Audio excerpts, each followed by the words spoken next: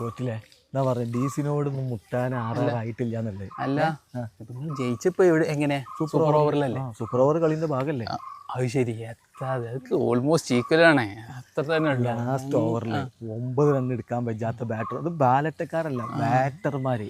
അത് ഞങ്ങളെ സഞ്ജുവിന് പരിക്കറ്റില്ല ഞാൻ കാണേനു. ശരി, ഒരാളെ വെച്ചിട്ട് 18ാമത്തെ ഓവർ തന്നെ തീർപ്പാക്കി പേക്കുണ്ടാവും. അല്ല പിന്നെ ഞങ്ങളെ സഞ്ജുവിന് ഏറിട്ടിയത് കൊണ്ടാണ്. അല്ലെങ്കിൽ സ്റ്റാർക്കിനൊന്നും ചെയ്യാങ്ങളായിട്ടില്ല.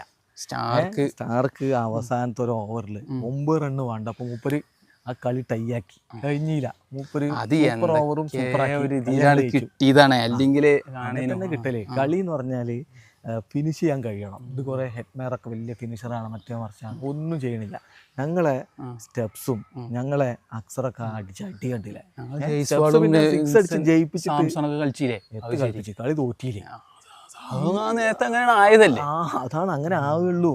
ഇപ്പൊ ആൾക്കാർ പറഞ്ഞെന്താ അറിയോ, ഈ നല്ലൊരു ടീം ഉണ്ടായിരുന്നു രാജസ്ഥാന്, അത് ആരോ വന്നുകാണ്ട് അങ്ങോട്ട് കൊളാക്കിക്കണം. ആളെ പേര് ഞാൻ പറഞ്ഞില്ല, ആ സംഘക്കാരെയും സഞ്ജും കൂടി ഉഷാറാക്കി കൊടുക്കുന്നത്. ഇപ്പൊ നമ്മളങ്ങനെ പേര് പറഞ്ഞത് ശരിയല്ലല്ലോ.